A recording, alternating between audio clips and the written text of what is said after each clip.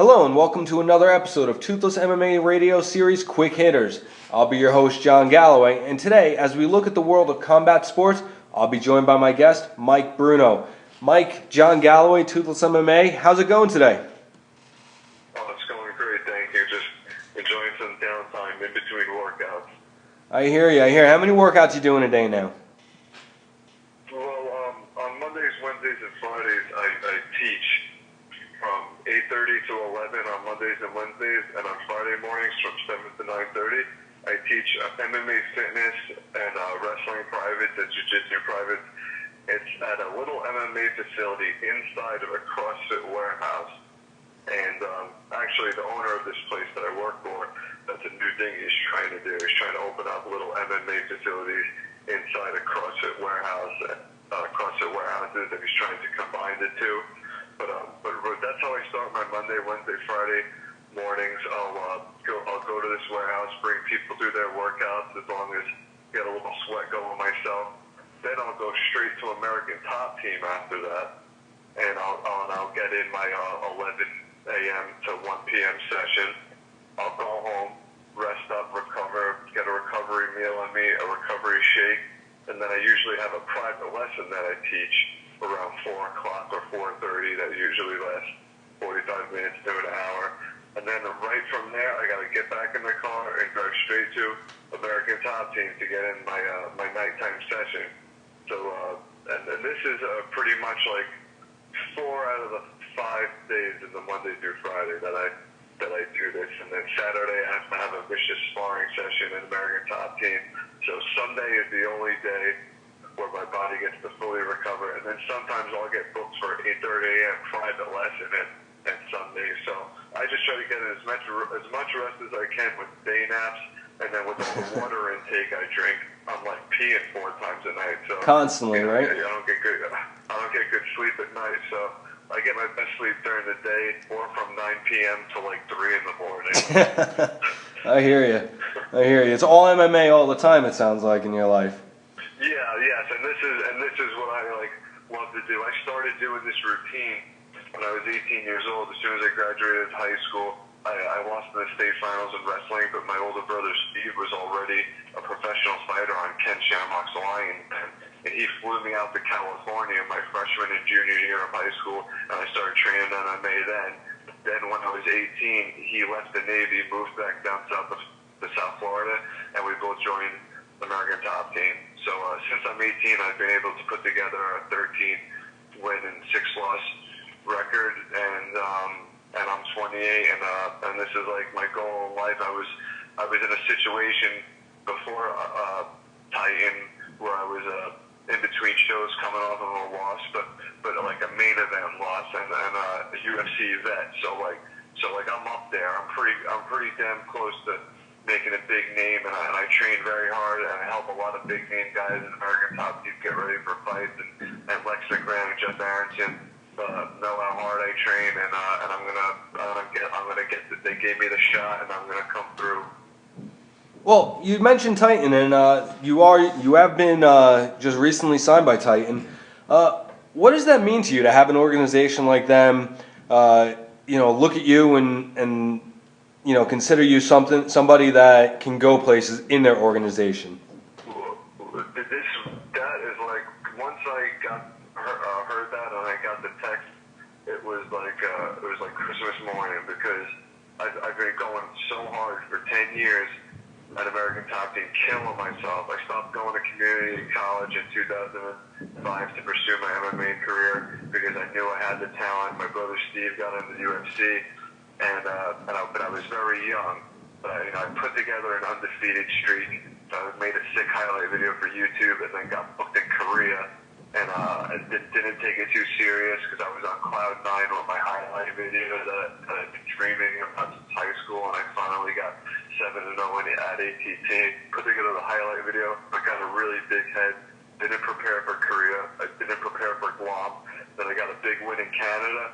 And then I started taking over the Florida fight scene, where I also had a fight in 2008 that was my ticket to the WEC when the WEC was really hot, and I screwed that up. It wasn't my time. I was still young.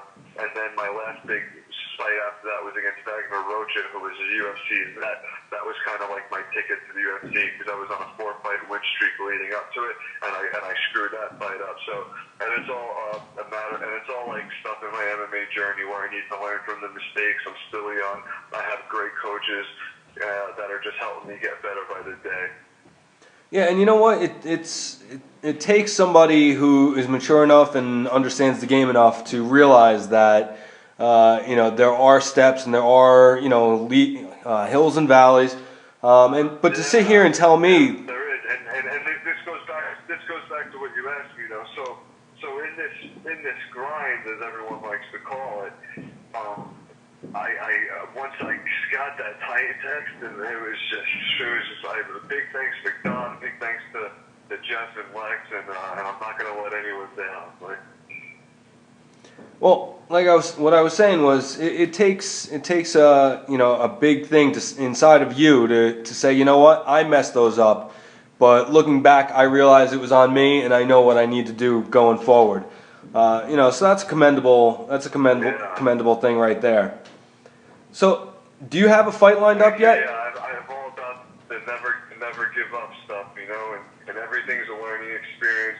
You do what you love as long as it's something good and not bad. Absolutely. Absolutely. Now, do you have a fight lined up with Titan yet?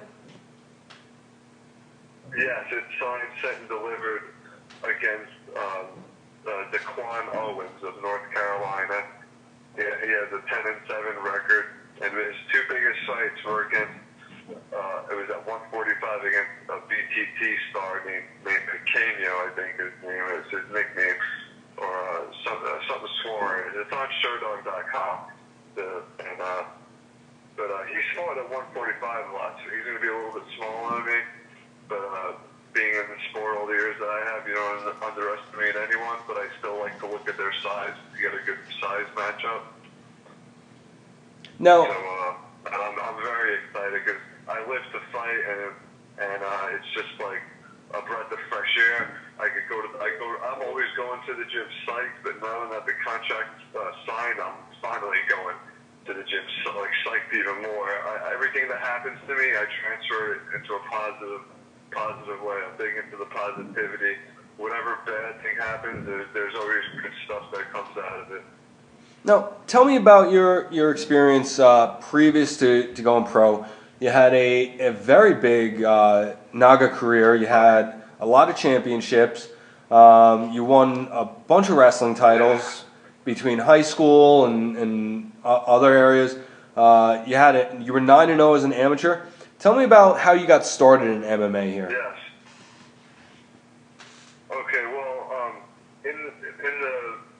back in the early '90s, and UFC 3 came out. The part of New York we lived in, we couldn't get UFC 1 and 2 on our cable, and my dad was an NYPD cop, but he was also a black belt in Shotokan, so he was like a brawler, killer type. And it raised us to be like ruffians, where all we would watch growing up is like boxing, American Gladiators, Teenage Mutant Ninja Turtles, and anything that involved like violence and combat we watched growing up. So it's kind of all of us. It's all my dad's doing, and he got Steve into martial arts because he was a martial artist. But I never liked the punching and kicking. I always liked the wrestling because I grew up on the WWF. And then once the 9th grade came, I created my own WWF character at my high school, and I pretty much won everything. But I had the love for jiu-jitsu because we started watching UFC on pay-per-view as a family growing up. So in the off-season of wrestling, I would take up grappling tournaments. Once I lost in the state finals in high school, my oldest brother James was the referee at these tough man fights at a nightclub in Fort Lauderdale, and he would sneak me into the nightclub my senior year of high school when wrestling ended. And I fought 8 times as a senior, and or 6 actually, and then I said the hell of wrestling in college. I'm going to go to MMA, but I made sure my wrestling stayed A level. Anytime American Top Team would have an Ohio State champ visit the gym, or an Olympian wrestler, state Olympian guy come to ATT, I would pretend I wrestled at the University of Miami or something, and I would get fucking psyched. So I always made my wrestling awesome. I kept it going great through the years to the point where if 2008 came, that would be the year that I would have graduated college if I did wrestle in college. And now I'm on the Olympian level, so like I know my wrestling's on an Olympian level. And my brother Steve took over as a striking coach at American Top Team, and I'm religious with him. And I'm just finally evolving all through the years, evolving into the fighter I've always dreamed about. Like, Nice, nice. Now, going forward, going into the fight that you have coming up, where do you see your strengths are against your opponent? okay, my strength's going to be my hunger for this fight. I'm going to be hungrier than him. And I also think my strengths are going to be my skills. I know I have better coaches than him. And I know I'm smarter than him, too. And I train with so many high-level guys every day where I'm picking up on those guys' mistakes. So when this guy's in front of me, I'm going to be able to read him, and I'm going to capitalize on it. I'm really hungry right now. I've been fighting for 10 years at ATT, battling it out every day, fighting for my life with guys from different countries trying to take my head off every week. So, like, this is just a big moment for me. Yeah, tell me about American Top Team. How does that background and how is that team and that camp surrounding you all the time, pushing you and helping where you're helping other fighters for their fights? How is that helping you as a fighter? Oh, it also goes both ways. Like we have these big team sparring sessions, and after the team sparring session, whatever two big UFC stars have fights coming up, they get pulled out, and then maybe two other guys get pulled out. One of them's like me. And for instance, Jabal Gleason just fought Pat Healy last night. Did you catch that? I didn't yet. I have it on DVR. I got to review it later. Okay, cool. Yeah. There's so many UFCs these days on too. I don't catch all of them either every night. But Jabal Gleason had a nice win over Pat Healy. We have these big sparring sessions on Saturdays, and then when I get done sparring, I had to get called to stay after to shoot and wrestle Jabal Gleason. I don't know if you know who he is, but absolutely, he has the most wins in the lightweight division in the UFC, and I'm the guy that has to shoot on him and take him down and grind him out, because at ATT I'm the only 155er that can do that, and that's all motivating. I love it, and that just makes me better. Like, it goes hand in hand. Like, I watched it last night with pride, and it's like, you know what, it's my turn. It's me that's going to be next doing that.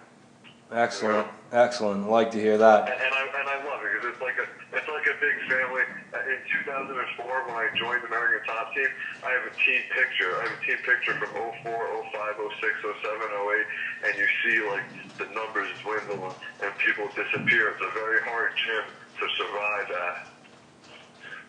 Like, and yet because there's a lot of politics involved. Sure. Well, that goes hand in hand pretty much everywhere you go with coaches and teams.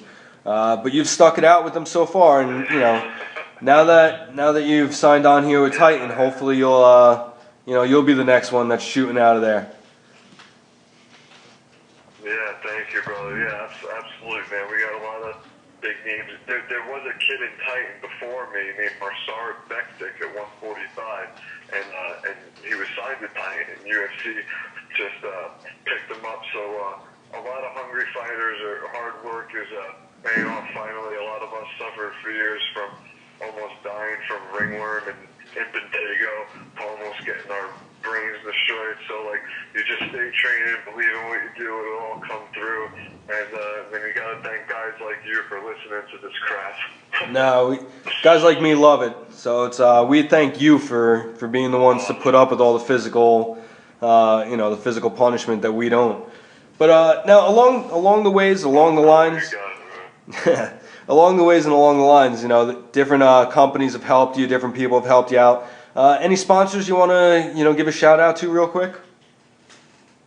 Yeah, real quick shout out just to my brother Steve, who's got a good coaching position at ATT. He works with 30-something guys, and he goes out of his way with me the most because I'm his brother, and so I'm really proud of him.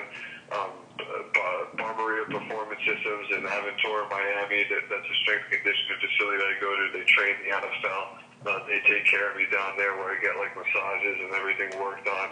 And then also Stefan Diaz, my strength and conditioning coach, he really cares about me and texts me and make sure he knows what I'm doing every day.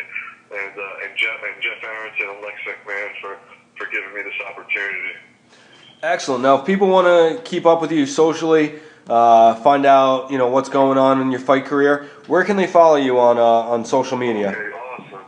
Yeah, I'm right now when we get off the phone, I'm gonna hook up my Instagram to my Twitter account. I'm huge on Instagram. I post a lot of stuff on there at Mike_Bruno_MMA.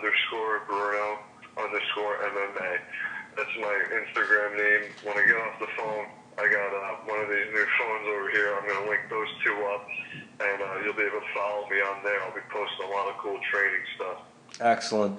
Well, that's going to wrap up another episode of Toothless MMA Radio.